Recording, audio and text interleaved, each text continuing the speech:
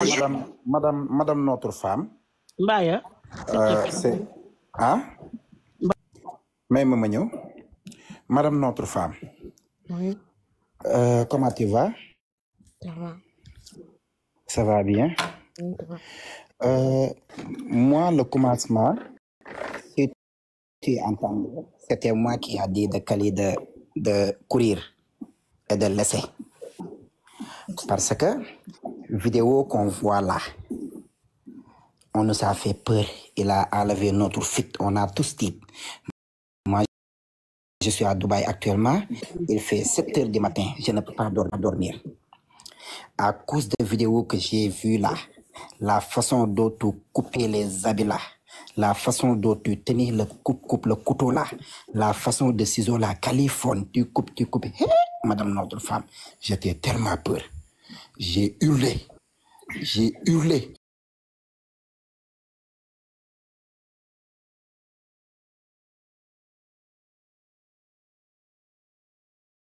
Jusqu'à appeler tout le monde et dire Californie de sortir de l'essai. Maintenant, tu es en train, c'est ta colère qui était montée. Et toi-même, tu as dit, tu n'aimes pas la façon de ton colère. Comment on peut être à un mari très généreux, très gentil, très bon comme Californie avec toi? Madame, notre femme, moi, j'avais préparé des gros mots pour toi. Mais quand tu étais monté, tu as pleuré et tu as dit, ton fils t'a dit, papa, et j'ai pleuré. J'ai pleuré. Qu'est-ce qui t'a fait pousser à faire ça? Madame notre femme, nous on a peur de... La jalousie. On t'aime? La jalousie, ça fait faire n'importe quoi. Jalousie, ma Quand on chérie. aime un mari, quand on aime son mari, on peut faire n'importe quoi. Mais ma chérie, c'est jalousie qui tape. Eh ouais,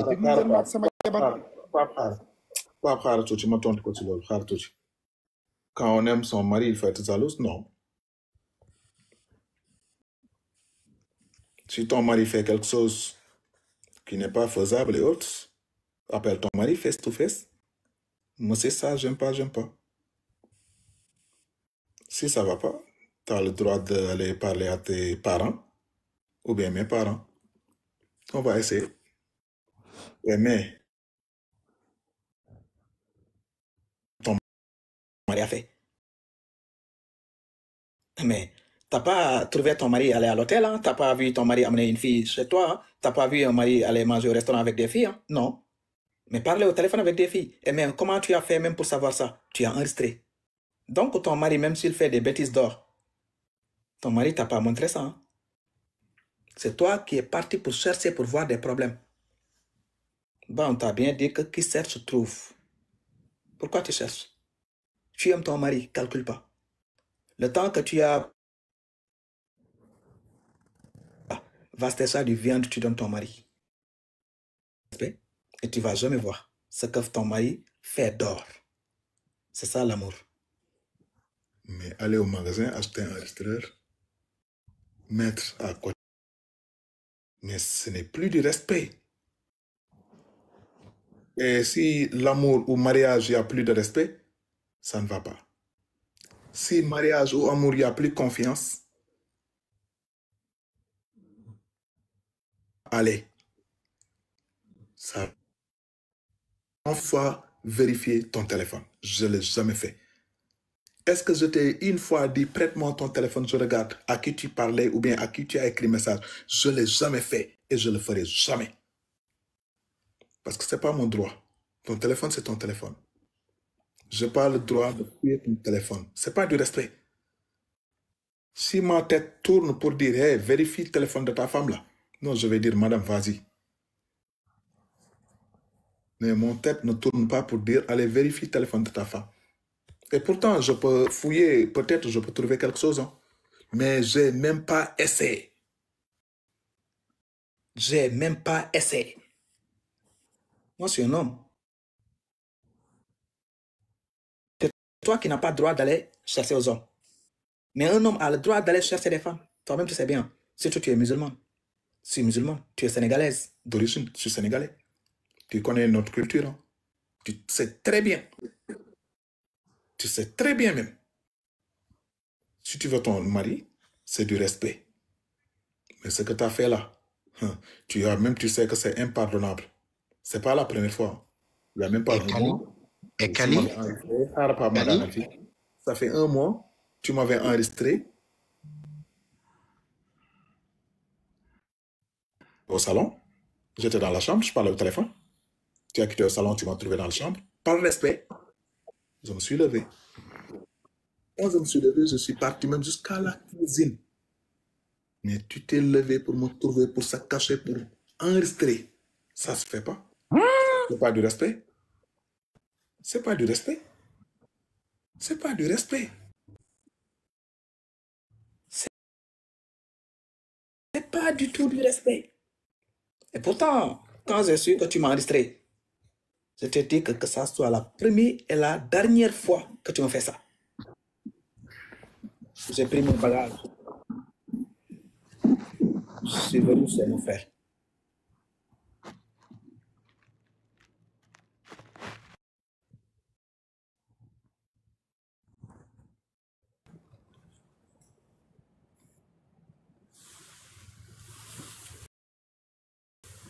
Encore tu le refais. Et puis là, maintenant, c'est pur. Tu prends ton couteau, tu déchires tous mes vêtements. Tout.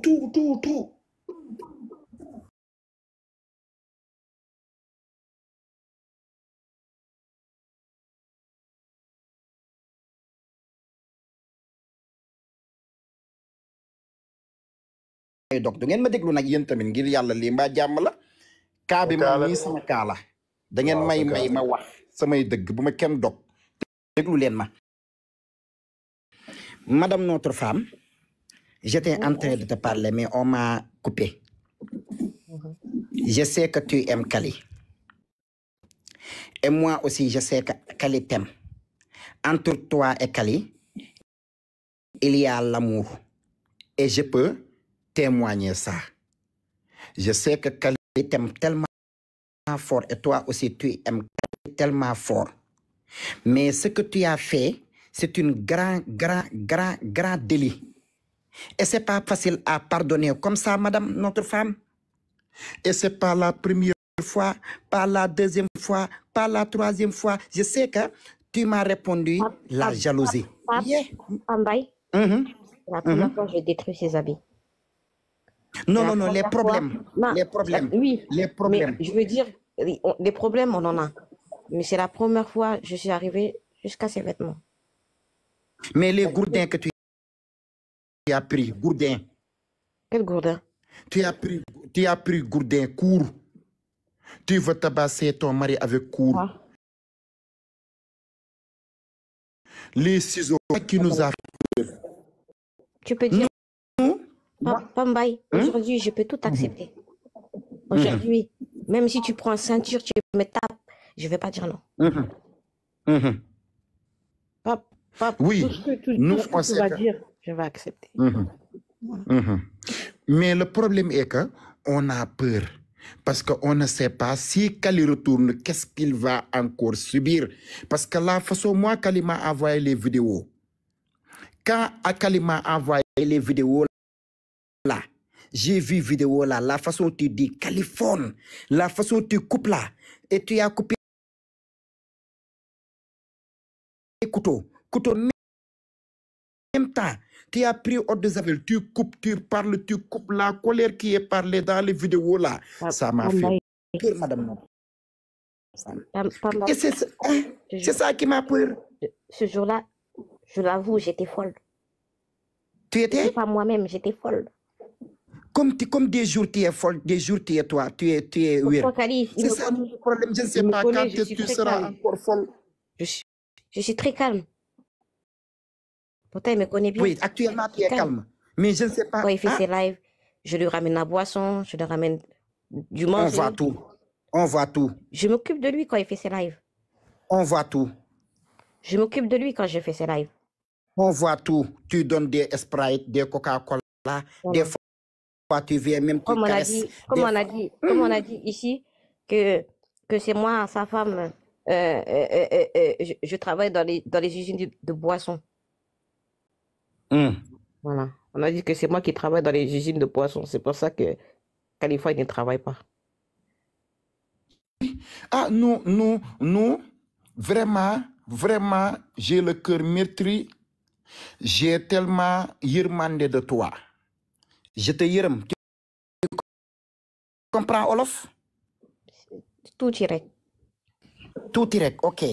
Je te yirm actuellement. Je sais que tu es Kali, mais comme des fois tu es folle, des fois tu es wir, c'est ça qui est le problème. Parce que être folle, même jusqu'à tous les yérés, passeport tu dag, bill tu dag, tu mets au désaveu. Regarde combien de sachets de yérés Californie à s'en dans la ce jour-là. Et les jam que tu as jam, les jam que tu as jam, les jam dans le den, dans le poche, dans le loho, dans le dig, tu as jam jusqu'à jam les mbahane. Et nous, on a peur parce qu'on a un problème de lay. Lay qui a jam Aziz Dabala et jam Wali 43 jam. Je n'irai pas comme Lady. Moi je veux pas que... Pardon. La façon que tu as fait comme ça, là, ça me rappelle de Lay. C'est opaque. Je n'irai pas jusqu'à là-bas. Que Dieu me guide de ne pas arriver jusqu'à là. Que Dieu m'enlève tout ce qui est colère en moi. Que Dieu te guide, mais aujourd'hui Dieu t'a regardé. Ce que tu as fait là, c'est une grande erreur, madame.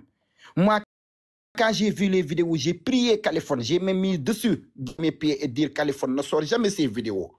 Parce que c'est tellement mal, c'est tellement touchant dans le cœur et c'est tellement meurtri.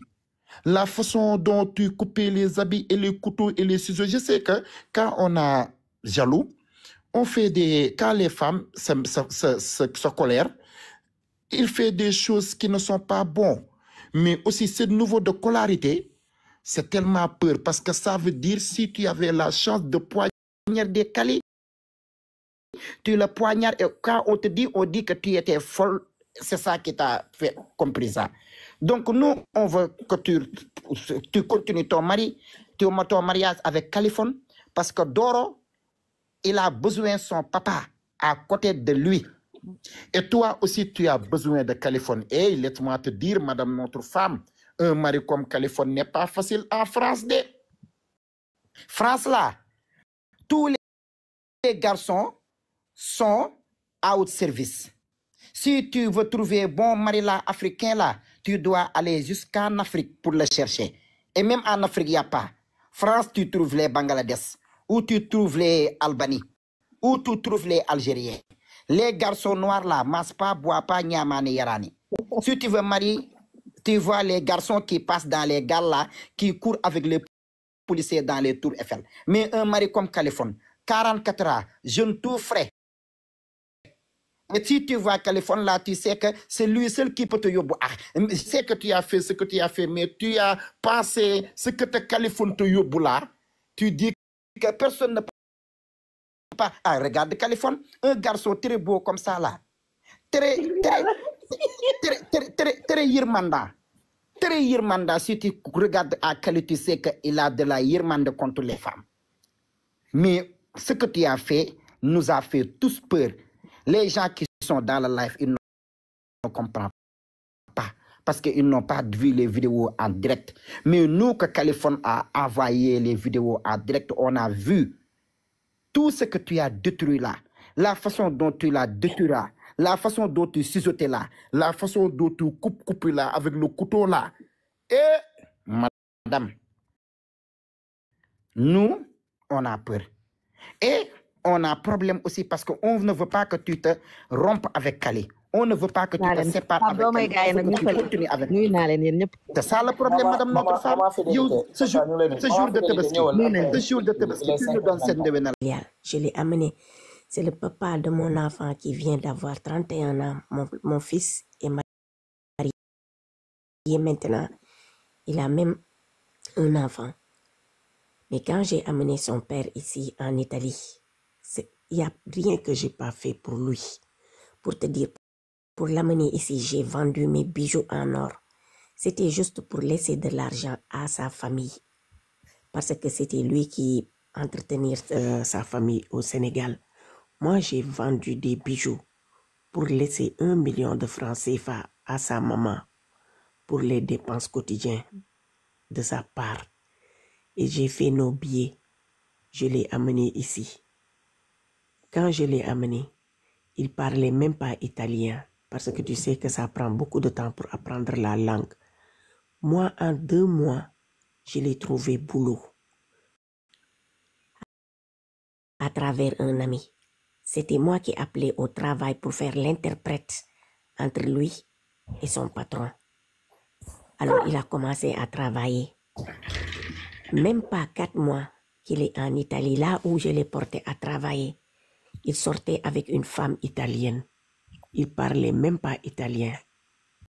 Après 4 mois qu'il est rentré en Europe, je te dis, il sortait avec cette femme-là. Il découchait pour aller dormir chez cette femme. Et tu sais ce qu'il me disait? Il disait que parce que lui, il était un soudeur. C'est la première fois de ma vie que je raconte ma vie conjugale à travers, même sur les réseaux sociaux. Parce que moi, je suis une femme pieuse. Si tu me vois, tu dis que peut-être que j'ai pas de problème. Mais je viens te dire ce que j'ai subi ici. Mon mari là sortait avec cette femme pendant 2 ans que je savais même pas. Parce qu'il me disait que il avait un autre boulot en noir qu'il devait aller travailler les nuits. Et moi, je le faisais confiance. Je lui disais, ok, tu es venu ici pour travailler. Donc, il faut travailler pour chercher de l'argent. Je le laissais partir les nuits. Or qu'il ne travaillait pas, il découchait, il allait à la maison de cette dame-là. Et durant la journée, il passe me voir et retourner travailler le matin. Et j'avais confiance. Tu vois, moi, je travaillais dans un restaurant, donc tu sais très bien, je finissais à travailler vers 2 heures du matin. Je retourne chez moi. Ok. Je travaillais les week-ends. Il est 5h31. Ok. Mais tu sais, alors, après là, moi, pour te dire, il amenait la dame sur notre lit conjugal parce que j'étais en voyage. Et pourtant, après tout cela, non, je n'ai rien fait du mal à lui. J'ai supporté. Il m'a demandé pardon et pourtant je lui ai pas pardonné parce que en tant que femme musulmane et tout. Et pourtant je pourrais faire pire. Je pourrais le tuer. Je pourrais faire quelque chose de mal. Mais je lui ai rien fait de mal. Et j'ai supporté. Tu sais, alors si tu étais à ma place, qu'est-ce que tu allais faire? Alors il ne faut pas utiliser la violence conjugale en tant que femme. Tu as un mari qui a un bon cœur, un mari pieux. Tu ne vas pas le savoir maintenant. Moi, je ne te le souhaite pas. Je ne te souhaite pas de séparer avec Kali parce que Kali, c'est vrai que ça fait mal, mais Inch'Allah, on prie le bon Dieu qu'il laisse tout et te pardonner. Mais rappelle-toi d'une chose, que tu as un mari exceptionnel. Tu as un mari pieux. Alors tu dois faire tout pour reconquérir ton mari et attraper avec 1000 mains ta foyer. Ok, Mariam, c'est ça que je te conseille en tant que femme. Vraiment. Ali annene ya fo mo sabi Allah ene la dumum. Merci, Allah ene la dumum. Ya Les fo. conseils. Merci pour les conseils, Fatou. Merci beaucoup, Fatou.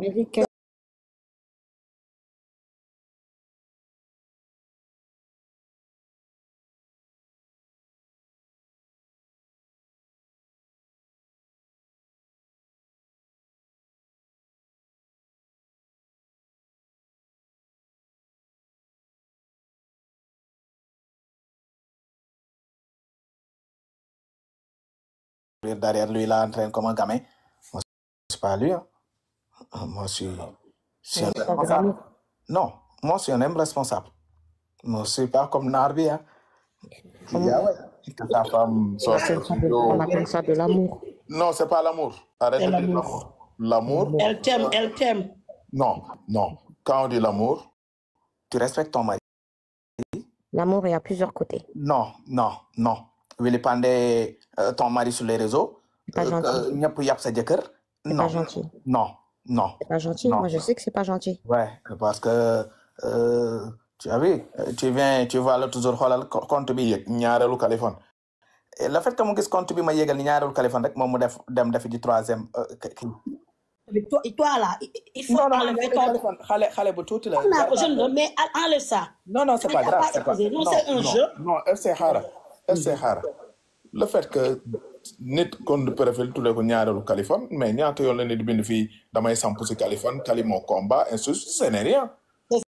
Ça, elle ne comprend pas. Non, xaaral s'il te plaît.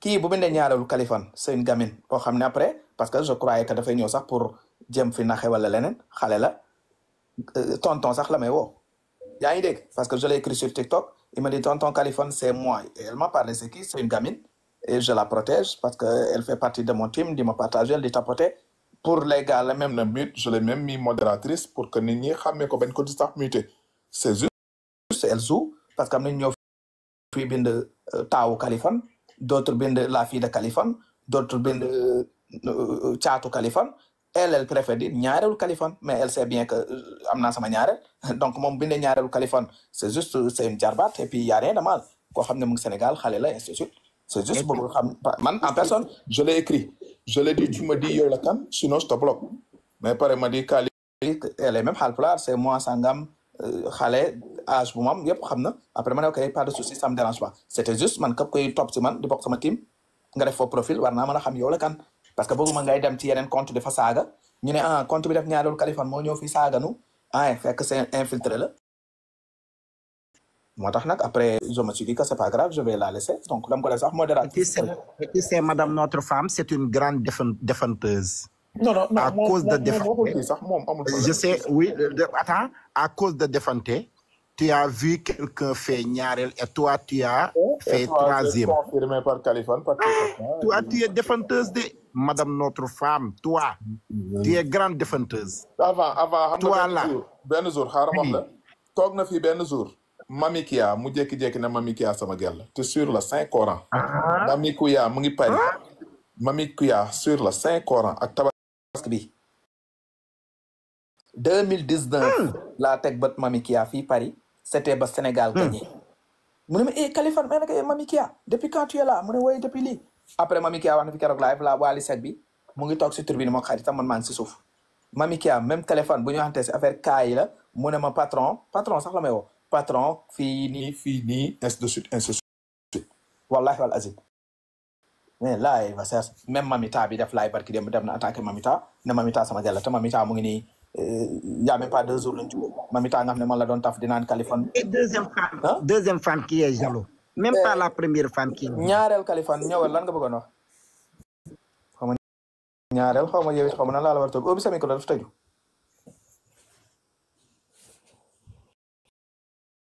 Bah bref, de toute façon. Moi, je vais descendre. Ouais. Bon courage pour le reste, de toute façon. Désolée, je voulais juste demander pardon à tout le monde. Ouais, je sais pas, quelque chose je devais même dire. On te pardonne, tu vas descendre et tu vas réfléchir, tu vas prendre soin de notre fils. Allez, ñu ne nga jël sa sœur. Le reste, on va les arranger en bas. Ma chérie. Le reste, on va le faire en bas, pas en haut. Reste tranquille et calme-toi et écoute-moi. N'écoute pas les gens qui t'appellent, qui te poussent à faire des choses. Si tu veux que ton mari te pardonne, reste tranquille et calme-toi. Ne prends pas les téléphones, ne prends pas les trucs. Mais madame notre femme, tu as vu. Tu as vu que ton mari a beaucoup d'ennemis. Il ne faut pas écouter les gens. Tu comprends ce que je dis? Oui. Madame notre femme, tu as vu actuellement la famille de Kaliphone, elle va entrer. Non. Tout le monde est fâché actuellement. Non. Les sœurs de Kaliphone, tout le monde. Parce que ce que tu as fait à Kaliphone, ça les tellement métti. Donc actuellement, ce sera même pas facile. Je ne dis pas que ce sera jamais. On ne dit que...